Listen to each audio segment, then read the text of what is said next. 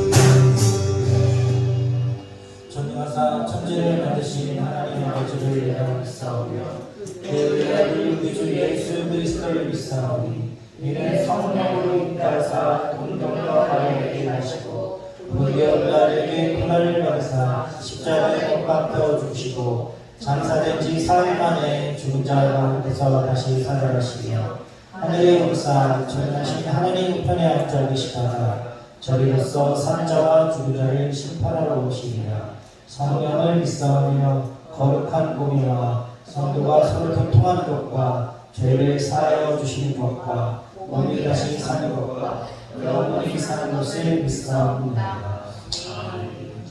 내주 드신 주를 찬송하고 찬양하신 뒤에 기도하시겠습니다.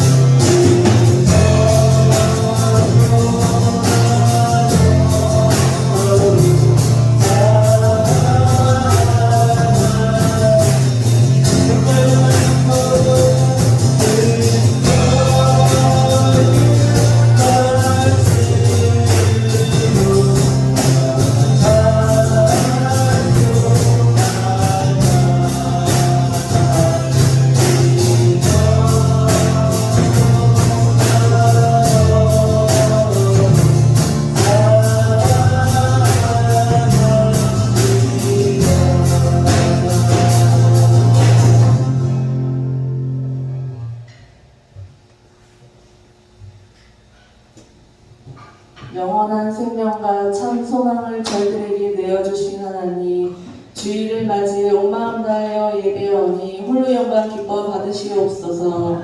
천지 만물을 창조하셔서 좋은 계절을 주시고 아름다운 꽃들도 피어나는데 자신의 생각으로 그 감사함을 모르고 마음을 짓누르고 살아갈 때가 많습니다. 이 시간 하나님의 사랑으로 채워 세상을 바라보고 주신 모든 것에 감사하며 살아갈 수 있길 원하옵나이다. 단위에 세우신 황명화 김은총 목사님 영육간에 강건하도록 붙잡아 주시옵시고 하나님의 말씀을 선포하실 때에 마음에 새기고 하나님의 뜻을 깨달아 영광 올려드리는 저희들이 되도록 인도하여 주옵소서. 이 시간 지치고 아픈 심령들 위로의 말씀이 되어 치유받아 평안을 누리며 생활하길 축복하여 주시옵소서. 어려운 주님과 동행하며 말씀의 지혜로 어려운 상황 속에서도 담대하게 나아갈 수 있도록 인도하여 주시옵소서. 꿈의 한마음길을 축복하여 주셔서 더욱더 아름답고 주님의 향기가 드러나는 주님전이 되어서 계획하고자 하는 모든 것들이 이루어지길 원하며 주님 앞에 나아야 할 마땅한 자들이 다 모이길 역사하여 주시옵소서. 늘 내 생각대로 하지 아니하고 모든 마음과 생각을 지켜주시는 예수님을 의지하며 또 선교지와 선교사님들을 위해 기도함으로 한 영혼이라도 구원시키는 희망의 중보자 역할을 감당하는 한 주가 되길 간절히 원하며 사랑이 많으신 예수님의 이름으로 기도하옵나이다. 아멘.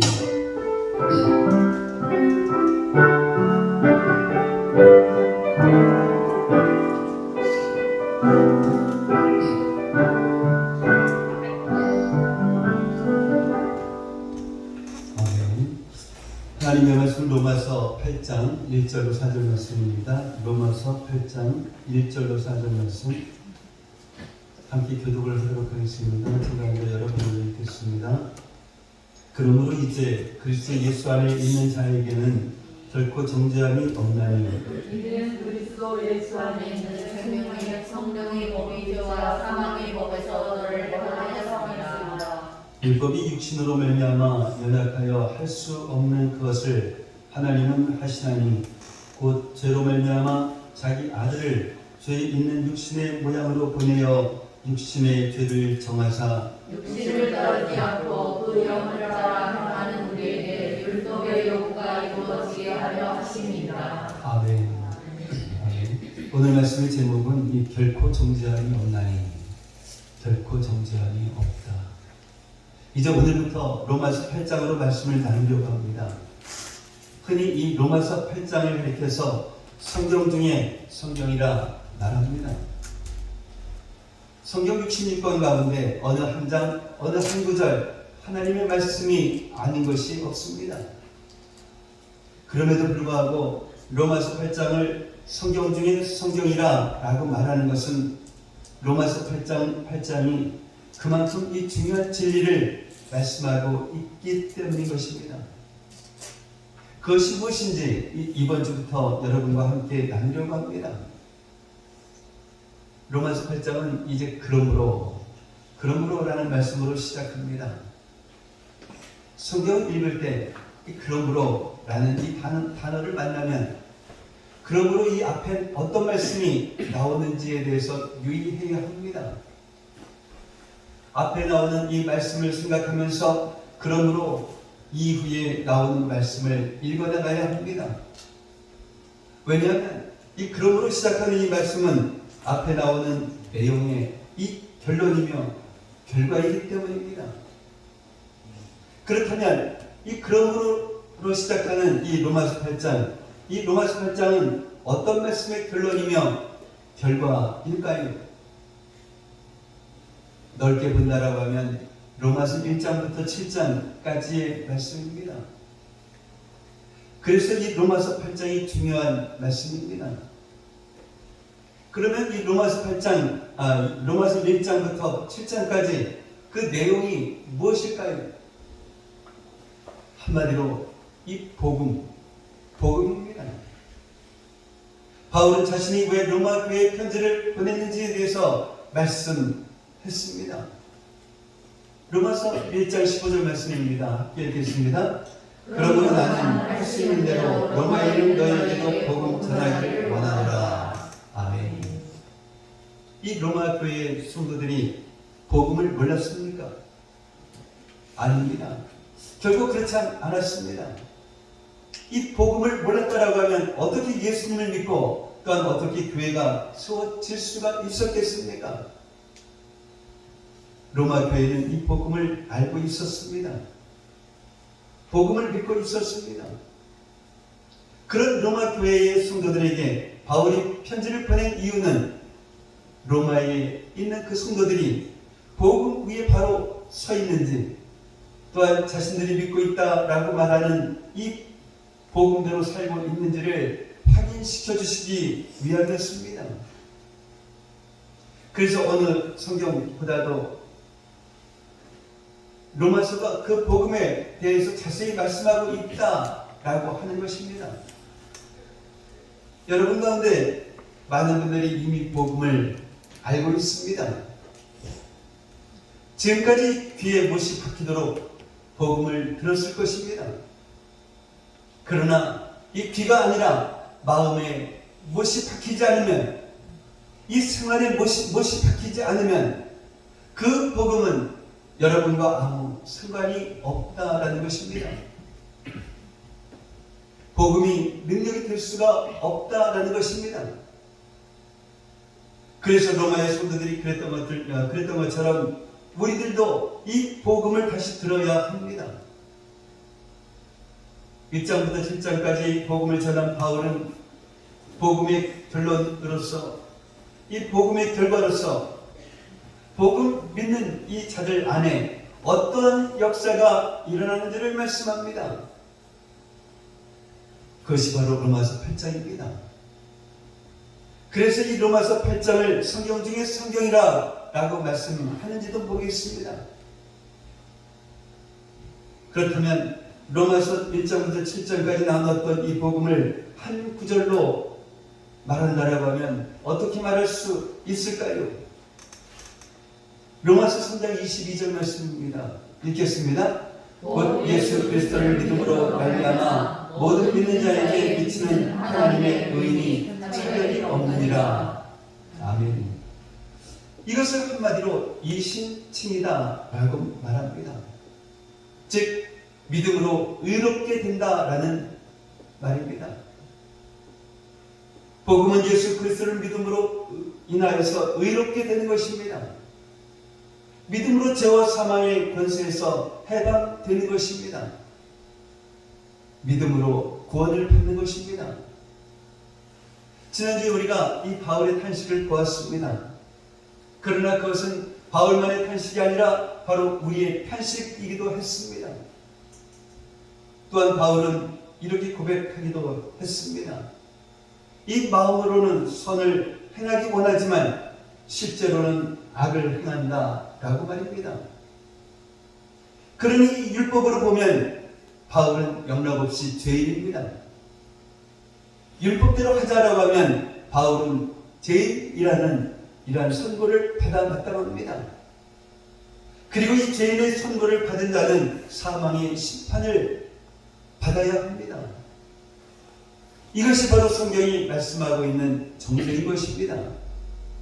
그런 의미에서 이 세상에 있는 이 모든 사람은 정죄를 받을 수밖에 없다라는 것입니다. 그런데 죄인임에도 불구하고, 죄를 지었음에도 불구하고 정죄를 받지 않는 사람들이 있습니다. 바로 그리스도 예수 안에 있는 자들입니다.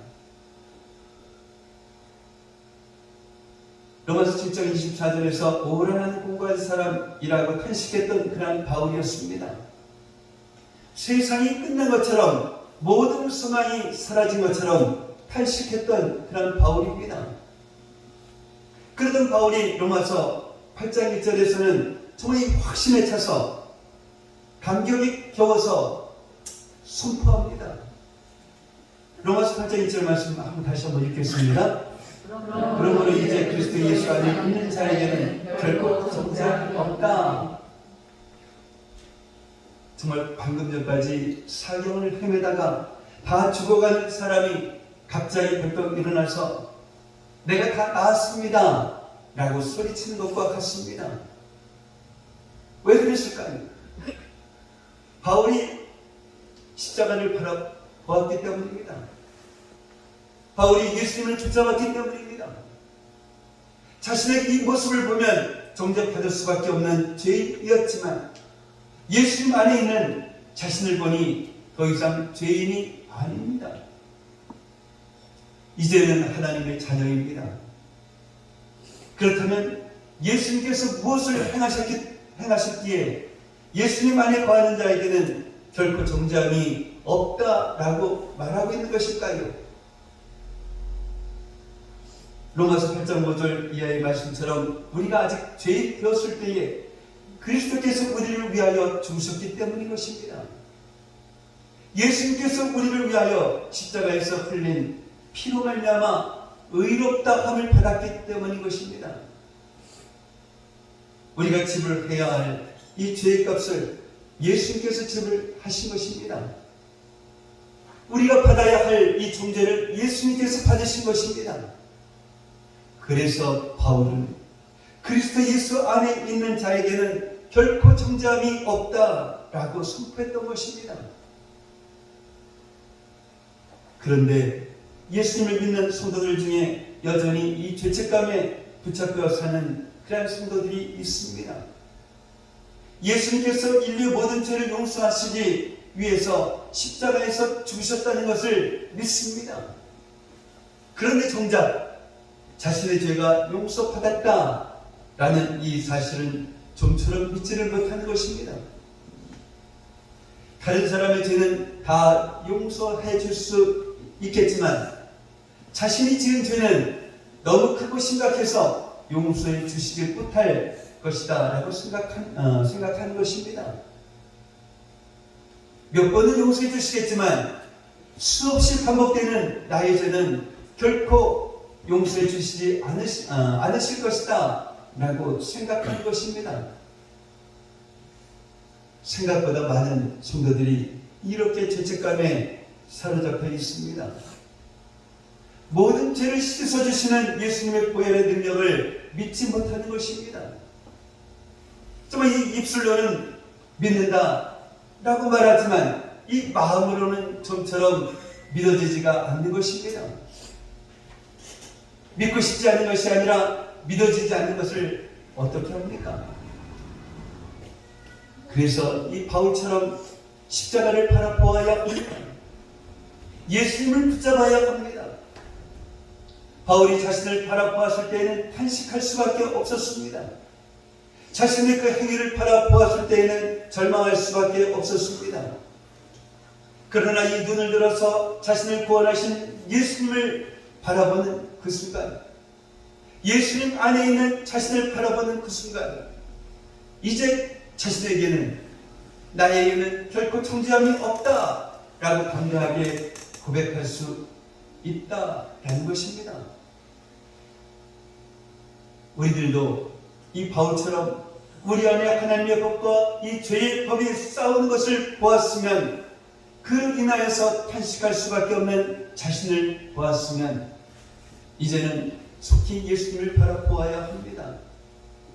그렇지 않고 계속 탄식에 머물러 있으면 이 죄책감에 시달리고 결국은 자신을 스스로가 정죄하게 됩니다. 자신을 정죄하는 사람은 이 구원의 감격이 사라집니다. 그 구원의 감격이 사라지면 그 순간부터 우리의 신앙생활은 이 기쁨이 아니라 하지 않으면 안 되는 그 의무가 됩니다. 즐거움이 아니라 짐이 됩니다. 이런 사람은 주님을 위해 헌신할 수가 없습니다. 결국은 그 구원까지도 의심하게 되는 것입니다. 이것은 결코 주님의 뜻이 아닙니다. 그래서 탄식에 머물러 있지 말고 예수님을 바라보아야 하는 것입니다. 우리의 이 모든 죄를 씻어주시는 그 십자가를 바라보아야 합니다. 우리를 위해서 죽으신 예수님을 바라보십시오. 죽으실 뿐 아니라 부활하셔서 지금 우리 안에 계시는 그 예수님을 바라보십시오. 예수님을 바라보는 자는, 예수님의 그 십자가를 바라보는 자는 죄로 인한 그 고통이 사라지고 죄사함의 그 감격을 누리게 됩니다. 구원의 그 기쁨을 누리게 됩니다. 좀 이 탄식이 변하여서 기쁨이 되는 것입니다.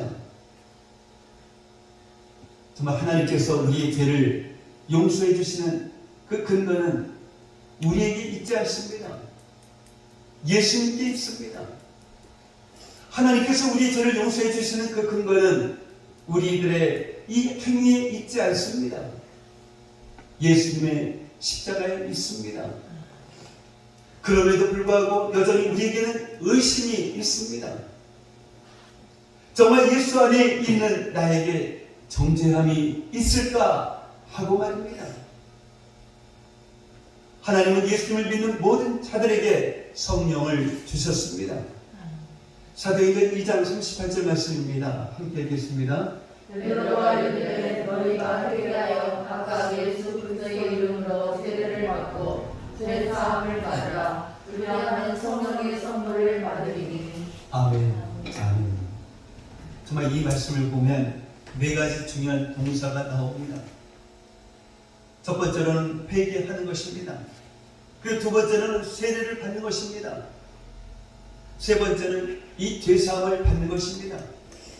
그리고 마지막 네 번째로는 성령을 받는 것입니다. 자신이 죄인인 것을 고백하고 회개하는 사람은 예수님을 주님으로 영접합니다. 그리고 예수님을 영접하는 사람은 모든 죄를 용서받습니다. 그리고 모든 죄를 용서받은 사람은 성령을 받습니다. 물론 이 네 가지는 예수님을 믿는 자에게 동시에 한 번에 일어나는 사건입니다. 그럼에도 불구하고 베드로가 이렇게 논리적인 순서를 가지고 말씀한 그 이유가 무엇일까요? 마가의 다락방에 모여서 기도하던 예수님의 그 제자 120여 명이 성령을 받아서 여러 나라의 언어로 하나님이 행하신 큰 일을 말하기 시작합니다. 그런 모습을 보고 있던 사람들이 놀라며 당황했습니다. 어떤 사람들은 저 사람들이 세수에 취하였다 라고 조롱하기도 했습니다. 그때 베드로가 일어나서 예루살렘에 있던 유대인들에게 말씀을 선포합니다. 베드로는 이들이 세수에 취한 것이 아니라 하나님께서 말세에 모든 사람에게 부어주시기로 약속하신 성령이 이들에게 임한 것이다 라고 말씀했던 것입니다. 이러한 성령은 자신들만 아니라 예수님을 믿는 사람이라면 누구든지 하나님께서 선물로 주신다 라고 말씀했던 것입니다. 사도행전 2장 38절 말씀을 다시 한번 정리합니다. 회개하고 세례를 받고 죄사함을 받은 사람에게 하나님은 성령을 선물로 주십니다. 그러니까 성령을 선물로 받은 사람은 이미 죄사함을 받은 것입니다. 로마서 8장 2절 말씀을 보면 바울은 그리스도 예수 안에 있는 자에게는 결코 정죄함이 없는 그 이유가 성령 때문이다 라고 말씀합니다. 성령을 받은 사람은 이미 죄와 사망의 법에서 해방되었다 라는 것입니다. 성령을 받은 사람은 모든 죄를 용서받았으며 성령을 받은 사람은 영원한 생명을 얻었다 라는 말씀입니다. 우리가 성령을 받았다라고 한 이 사실이, 우리 안에 성령님이 계시다라고 한 이 사실이 우리가 죄 사함을 받았다라고 하는 것을 증명해 준다라는 것입니다. 이 성령은 죄 사함의 확신, 죄 사함의 확증입니다. 구원의 확증입니다. 우리가 하나님의 자녀가 되었다라고 하는 확증입니다. 이런 말씀을 들으면 또 다른 의문이 생깁니다. 그렇다면 내가 정말 성령 받은 것을 어떻게 알 수 있느냐라는 것입니다. 어떻게 알 수 있습니까? 여러분이 성령 받았다라고 하는 것을. 로마서 8장 15절 말씀 한번 보겠습니다. 읽겠습니다. 너희는 다시 무서워하는 종의 영을 받지 아니하고 양자의 영을 받았으므로 우리가 아빠, 아버지라 부르짖느니라. 아멘. 이 양자의 영이라고 하는 것은 우리를 하나님의 자녀로 삼으시는 이 성령을 말씀하는 것입니다. 성령을 받은 사람은 하나님을 아빠, 아버지라 부른다라는 것입니다. 이 세상 사람들도 다급한 일을 만나면 하나님을 찾습니다. 하나님을 부릅니다. 그러나 어느 누구도 하나님을 아빠, 아버지라고 부르지는 않습니다. 그러나 성령을 받은 사람은 하나님을 아빠, 아버지라 부릅니다. 하나님을 아빠, 아버지라 부르는 사람을 보고 흉내내는 것이 아닙니다. 하나님이 나의 아빠, 아버지로 믿어지는 것입니다. 그래서 자연스럽게 하나님을 아빠, 아버지로 부르게 됩니다. 이것이 바로 성령이 우리 안에, 내 안에 계시다라고 하는 증거인 것입니다. 한 군데 말씀을 더 보겠습니다. 고린도전서 12장 3절 말씀입니다. 함께 읽겠습니다. 그러므로 내가 너희에게 말하노니 하나님의 영으로 말하는 자는 누구든지 예수를 전도할 자라 하지 아니하고 또 성령으로 말하는 자는 누구든지 예수를 주시라 할 수 없느니라. 아멘. 아멘. 이 세상 사람들도 예수님을 부를 수 있습니다. 저 오랫동안 절에 다니다가 교회에 잠시 나왔던 분이 있습니다. 꽤 시간이 지나서 전혀 생각지도 못했던 순간에 이분을 다시 만나게 되었습니다. 그래서 인사차 그동안 어떻게 지내셨냐라고 안부를 물었더니 이분이 하시는 말씀이 큰 사고를 만나서 죽을 뻔했다라는 것입니다. 그 이야기를 듣고 다행입니다. 하나님께서 지켜주셨네요. 했더니 이분의 입에서 정말 황당한 그런 말이 나왔습니다.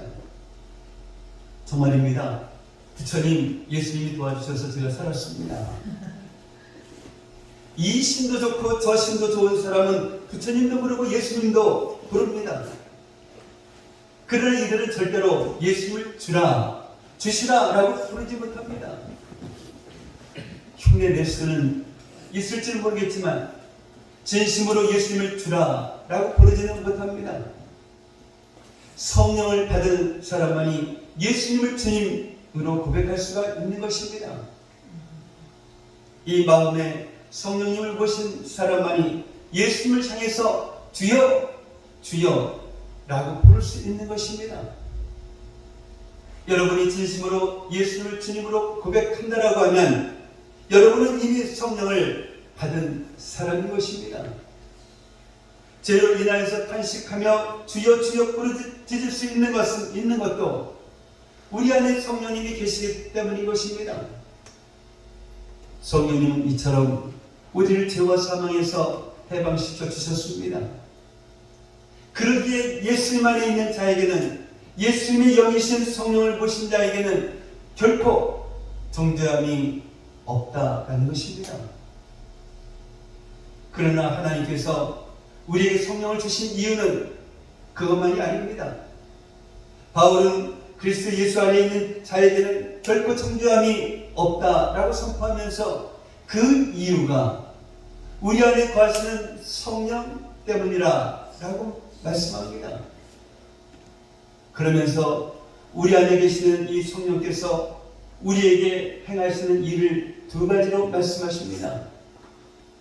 하나는 성령으로 말미암아 우리 죄와 사망의 법에서 해방된 것이고, 그리고 또 하나는 성령으로 말미암아 우리가 이 율법의 요구를 이루는 자가 되었다라는 것입니다. 지금까지 우리는 율법이 아니라 예수님을 믿음으로 구원받았다라는 이 말씀을 계속해서 나누었습니다. 율법으로 구원받을 수 없는 것은 우리의 힘으로는, 우리의 노력으로는 이 율법을 지킬 수가 없기 때문입니다. 율법은 내가 죄인인 것을 알려줍니다. 율법은 우리 안에는 이 구원이 없다는 것을 알려줍니다. 율법은 우리를 구원할 분이 예수 그리스도밖에 없음을 알려줍니다. 그러면 예수님을 믿고 구원받은 우리에게 이 율법은 더 이상 필요가 없을까요? 아닙니다. 그렇지 않습니다. 바울은 로마서 3장 31절에 이렇게 말씀합니다. 한번 읽겠습니다. 그런즉 우리가 믿음으로 말미암아 율법을 파기하느냐 그럴 수 없느니라. 도리어 율법을 굳게 세우느니라. 아멘. 예수님을 믿는 자들이, 예수님을 믿는 자들은 이 율법을 굳게 세우는 자가 된다라는 것입니다. 율법을 지키는 자가 된다라는 이 말씀입니다. 이것을 가능하게 하시는 분이 바로 성령인 것입니다. 4절 말씀이 바로 그 말씀입니다. 육신을 따르지 않고 영을 따라 행하는 우리에게 율법의 요구가 이루어지게 하려 한다라는 말씀입니다. 이 구원받은 성도는 육신을 따르지 않고 성령을 따라 살면서 율법을 지켜나간다라는 말씀입니다. 어찌 보면 선뜻 이해가 되지 않는 그런 말씀이기도 합니다.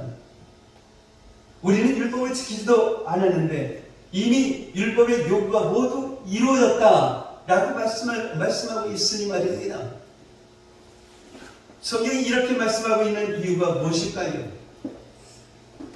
틀림없이 그렇게 된다라는 것을 강조하고 있는 것입니다. 제가 여러분들에게 지난 2월에 필리핀에 다녀왔습니다. 어떻게 다녀왔냐 하면 하늘을 날아서 다녀왔습니다. 저희 이 이야기를 들으면서 제가 거짓말을 한다라고 생각하시는 분은 한 사람도 없을 것입니다. 왜냐하면 제가 하늘을 날아서 다녀왔다라고 말할 때 여러분들은 당연히 제가 비행기를 탔다라고 생각하기 때문입니다. 그런데 제가 만약 비행기를 타지 않고 이 두 팔, 양팔을 힘껏 저어서 필리핀에 다녀왔다라고 하면 여러분들은 아마 농담으로 생각하실 것입니다. 그런데 제가 아주 더 심각한 표정으로 정말 그렇게 해서 하늘을 날아서 필리핀에 다녀왔다라고 말하면 여러분들은 우리 목사님 많이 피곤하신다고요. 사람이 너무 힘들면 이 정신이 왔다 갔다 한다고 했는데 정말인가 보다. 아마 이러실 것입니다. 근데 오늘 보면 이 4절이 바울이 예수 안에 있는 자들에게 이미 율법의 요구가 모두 이루어졌다라고 말씀하는 그 이유는 바로 성령님 때문인 것입니다. 바울은 그렇게 될 수도 있고 사람에 따라서는 그렇게 되지 않을 수도 있다라고 말씀하고 있는 것이 아닙니다. 반드시 그렇게 된다라는 말씀입니다. 예수님을 믿는 모든 자 안에 거하시는 바로 그 성령님 때문인 것입니다. 스가랴서 4장 6절 말씀 한번 보겠습니다. 한번 더 읽겠습니다. 만군의 여호와께서 말씀하시되 이는 힘으로 되지 아니하며 능력으로 되지 아니하고 오직 나의 영으로 되느니라. 아멘. 이 제 힘으로 하늘을 날았다라고 하면 어느 누구도 믿지 않습니다. 왜냐하면 그것은 불가능한 일이기 때문입니다. 제가 아무리 애쓰고 노력해도 어떤 도구의 힘도 빌리지 않고 하늘을 나는 것은 절대 불가능한 일입니다. 그러나 이 비행기를 타면 저는 이 세상 어느 곳도 갈 수가 있습니다. 우주선을 타면 달나라도 우주까지도 갈 수 있습니다. 성령께서 우리에게 행하시는 일이 바로 이와 같다라는 것입니다. 우리의 힘으로, 나의 힘으로는 이 율법을 지킬 수 없습니다. 나의 힘으로는 하나님의 말씀대로 살 수 없습니다. 나의 힘으로는 이 죄의 법과 싸워서 이길 수 없습니다. 자신의 그 힘으로 하나님의 말씀대로 살고자 하는 사람은, 자신의 그 힘으로 죄의 법과 싸우려고 하는 사람은 결국은 오라 나는 곤고한 사람이로다. 이 사망의 몸에서 누가 나를 건져내라. 이렇게 탄식할 수밖에 없습니다. 그러나 성령님을 의지하는 자는 성령님의 능력으로 율법을 굳게 세우는 그런 자가 됩니다. 성령님을 의지하는 자는 성령님의 그 능력으로 하나님의 말씀대로 사는 자가 됩니다. 성령님을 의지하는 자는 이 죄의 법과 싸워서 승리합니다. 내가 하는 것이 아니라 성령님이 하시기 때문입니다. 정말 우리에게는, 나에게는 불가능하지만 성령님은 가능합니다. 사람의 힘으로도 사람의 능력으로도 되지는 않지만 성령님은 모든 것이 가능합니다. 그러나 우리가, 여러분들이 해야 할 일이 있습니다. 그것은 육신을 따르지 않고 성령을 따라 행하는 것입니다. 이 비행기는 저를 지구 어느 곳이든지 데려다 줄 수 있습니다. 그러나 제가 할 일이 있습니다. 무엇입니까? 비행기를 타야 갈 수가 있습니다. 비행기를 타지 않으면 어디 갈 수가 없습니다. 마찬가지인 것입니다. 성령님의 능력으로 살기 위해서는 성령님을 따라야 합니다. 예수를 모신 사람 안에는 언제나 육신의 생각과 영의 생각이 있습니다. 육신의 정욕에서 나오는 생각과 하나님의 법에서 나오는 그 생각입니다. 우리는 무엇이 육신의 생각이요 무엇이 영의 생각인지 알고 있습니다. 우리는 이 성령의 생각을 따라서 행하기로 결단해야 합니다. 그것은 비행기에 몸을 싣는 것과 같습니다. 그러면 성령께서 우리를 이끌어 가시는 것을 경험하게 될 것입니다. 성령께서 우리의 마음과 생각과 몸을 주장하시는 것도 경험하게 될 것입니다. 어떠한 죄의 유혹도, 또한 환난도, 국박도, 심지어는 이 죽음의 두려움까지도 능히 이기게 하시는 그 은혜를 경험하게 될 것입니다. 그리스도 예수 안에 있는 자에게는 결코 정죄함이 없습니다. 이 놀라운 복음을 믿는 사람은 죄사함의 감격 속에서 살아가게 됩니다. 그 감격으로 죄를 이기고, 또한 그 감격 때문에 죽음조차도 두렵지가 않게 되는 것입니다. 그 감격 때문에 주님을 사랑하며 또한 주님을 위해서 살아가게 됩니다. 예수님을 믿는 자에게는 결코 정죄함이 없다라는 이 감격이 저와 여러분 안에 충만하기를 예수님의 이름으로 축복합니다. 사랑의 아버지 하나님 감사합니다. 지금까지 말씀을 통해서 복음을 알고 들었으나 그 복음이 귀가 아니라 마음에 못이 박히지 않으면, 생활에 못이 박히지 않으면 그 복음은 우리와 아무 상관이 없으며 복음이 능력이 될 수 없음을 깨닫게 하시니 감사를 드립니다. 우리가 지불해야 할 죄의 값을 지불하게 지불하시고 우리가 받아야 할 정죄를 예수님께서 받으셨기에 바울이 그리스도 예수 안에 있는 자에게는 결코 정죄함이 없다라고 선포했던 것처럼 우리도 예수님을 확실히 믿음으로써 바울처럼 선포하며 살아가는 저희들 되게 하옵소서. 우리가 어떠한 죄를 지었다 할지라도 그 모든 죄를 씻어주시는 예수님의 보혈의 능력을 입술이 아니라 마음으로 믿고 먼저 회개하고 세례를 받음으로써 죄사함을 받고 성령도 받는 그런 저희들 되게 하옵소서. 이 신도 좋고 저 신도 좋다고 하는 세상 사람들도 예수님을 부를 수 있으나 그 마음에 성령님을 모신 그런 사람만이 예수님을 향해서 주여 라고 부를 수 있다 하셨사오니 진심으로 예수님을 주님으로 고백하는 저희들 되기를 원합니다.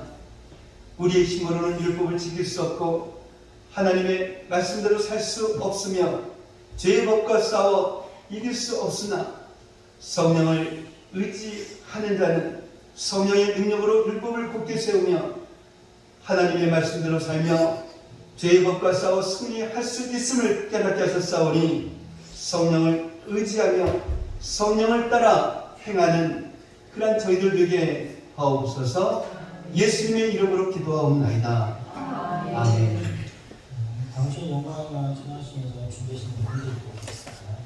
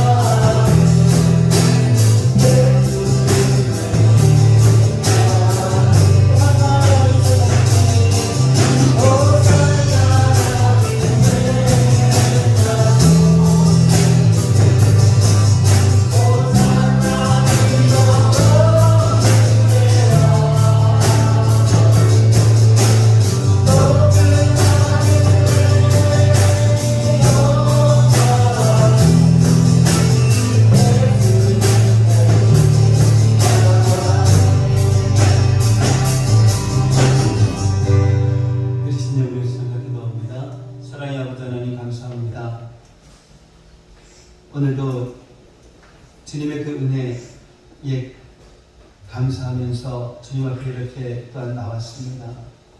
또한 주님 앞에 나와서 주님 앞에 정성으로 예물을 올려드렸습니다.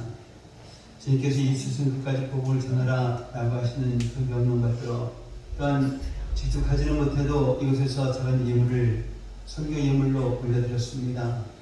또한 감사하여서 감사 예물도 드렸고 또한 거룩하고 복된 주일을 맞이하여서 주일 예물도 주님 앞에 올려드렸습니다. 이처럼 올려드린 그 손길을 기억하시고 거기에 복을 허락하여 주셔서 이 세상 사랑하기에 조금도 부족함이 없는 저희 성도들 되게 하시고 또한 우리 주변 어려운 사람들 그냥 지나치지 않게 도와주시고 저들의 손을 잡고 항상 나눠주기도 부족함 없는 삶을 살아가는 그런 저희 성도들 되게 하옵소서. 이 시간 드려진 이 예물이 주님 안에서 온전한 예물이 되게 하여 주시옵시고 이 예물이 사용되어지는 곳곳마다 놀라운 주님의 역사가 일어나게 하여 주시옵소서. 감사하며 축복하며 예수님의 이름으로 기도하옵나이다. 아멘. 오늘 함께 예배드리신 여러분을 예수님의 이름으로 환영하고 축복을 합니다. 다음 주 대표기도는 이현희 목사님 준비하시기 바랍니다. 우리 충남대 목사님 자녀 결혼이 있어서 이번 주 토요일 날 주일로서 토요일인데 토요일 오후 2시에 서울 강남에 결혼식장을 저희 부부가 다녀올 것입니다. 충남대 원래가 오늘 있기로 했었는데 6월달에 연기가 됐습니다. 그리고 오늘 우리 이민호 어머니께서 우리 예배 함께 예배 드리셨습니다. 박수 한번 보내주시기 바랍니다. 다른 광고 없으시면 다 같이 일어나셔서 찬송가 20장 주신 하나님 축복의 예배를 마치도록 하겠습니다.